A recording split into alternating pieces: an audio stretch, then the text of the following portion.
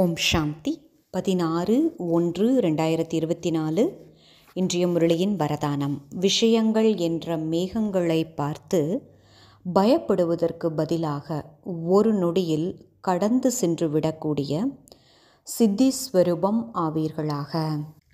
நமது வாழ்க்கையில் நிகழ்கின்ற நிறைய விஷயங்களை அது கடந்து போன பிறகு நாம் யோசித்து பார்த்தோம்னா, நம்ம ஏன் இந்த சின்ன விஷயத்தை போய் எவ்வளவு பூதாகரம் பண்ணியிருக்கிறோம் அப்படின்னு நமக்கு ஒரு மனப்பக்கம் வரும் பொழுது நம்மளே பின்னாடி திரும்பி பார்த்தோம்னா நமக்கு இந்த எண்ணம் தோன்றுறது இல்லையா?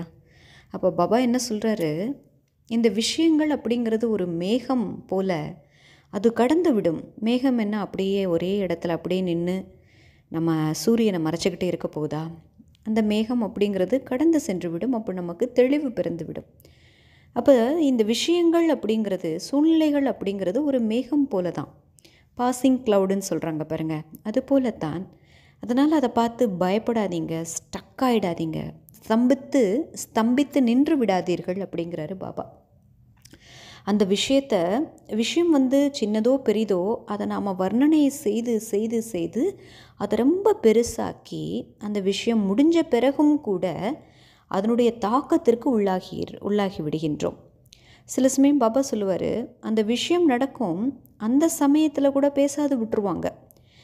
அந்த சமயத்தில் ரியாக்ட் பண்ணாது பொறுமையோடு இருந்து விட்டுடுவாங்க. சரின்னு சந்தோஷப்பட்டோம் அப்படின்னா கொஞ்சம் நேரம் கழிச்சோ கொஞ்ச நாள் கழிச்சோ திடீர்னு அதை பற்றி யோசிப்பாங்க. அன்னைக்கு ஏன் அவங்க அப்படி பேசுனாங்க, அப்படி பேசி இருக்கக்கூடாது அப்படின்னு சொல்லிட்டு அந்த விஷயத்தை மனதுக்குள்ளே அவ்வளவு பூதாகரமாக்குவாங்க. இப்போ பாபா சொல்லுவார், சகிப்புத்தன்மையின் சக்தியின் மூலமாக அன்னைக்கு நீங்கள் சித்தி பெற்றீர்கள். ஆனால் உங்களால் அந்த உள்ளடக்கும் சக்தி இல்லாததுனால எதை சகித்து கொண்டீர்களோ அதை நீங்களே ஊதி ஊதி பெருசாக்கிட்டீங்க அப்படிம்பார். அப்போ பாபா இங்கே என்ன சொல்ல வர்றார் அப்படின்னா, விஷயங்களாகட்டும் எந்த சூழ்நிலையாகட்டும் இது மேகம் போல தான், இதை பார்த்து பயப்பட வேண்டியதில்லை. அப்படி அந்த விஷயங்களுக்கு நாம் என்ன பண்ணணும் அப்படின்னா, ட்ராமாவோட பிந்தி வைக்கணும். அப்படி பிந்தி வச்சிட்டோம் அப்படின்னா நாம் வெற்றி ஸ்வரூபமாக ஆகிவிடலாம். விஸ்தாரம் பார்க்கலாம். ஒரு சில குழந்தைகள் சாஸ்திரவாதிகளைப் போல விஷயங்களை உருவாக்குவதில் மிகவும் புத்திசாலியாக இருக்கிறார்கள். ஏதோ ஒரு விஷயம் நடக்குது அப்படின்னா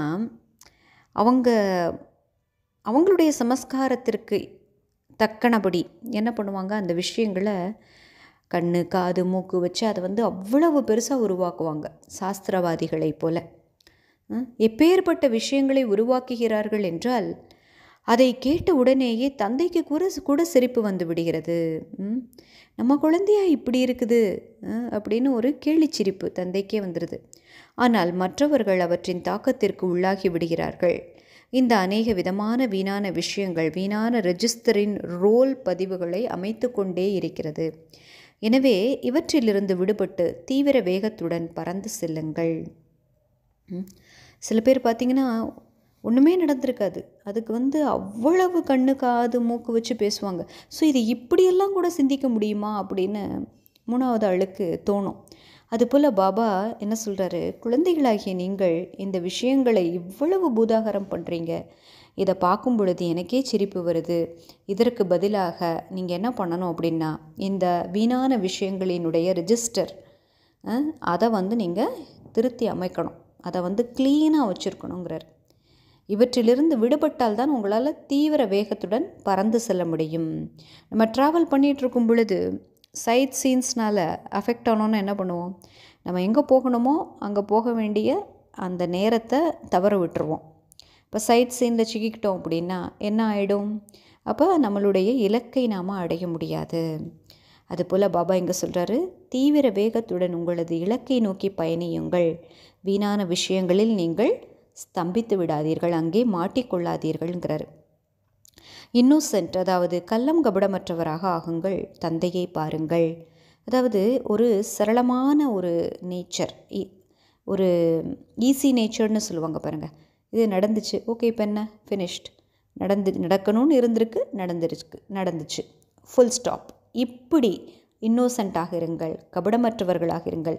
இந்த வீணான விஷயங்களை உள்ளே எடுத்துக்காதீங்கிறார். விஷயங்களை, அதாவது தந்தையை பாருங்கள், விஷயங்களை அல்ல. ஒரு விஷயம் வருது அப்படின்னா இப்போ தந்தையை பார்க்க வேண்டும் அப்படின்னு என்ன அர்த்தம்? தந்தை எப்படி இருக்கிறார்? சம்பூர்ணமாக இருக்கிறார், சக்திசாலியாக இருக்கிறார். தந்தையை பார்ப்பது என்றால் தந்தையின் இடமிருந்து சக்திகளை பெறுவது. தந்தையை பார்ப்பது என்றால் பாப் சமானாக ஆவது.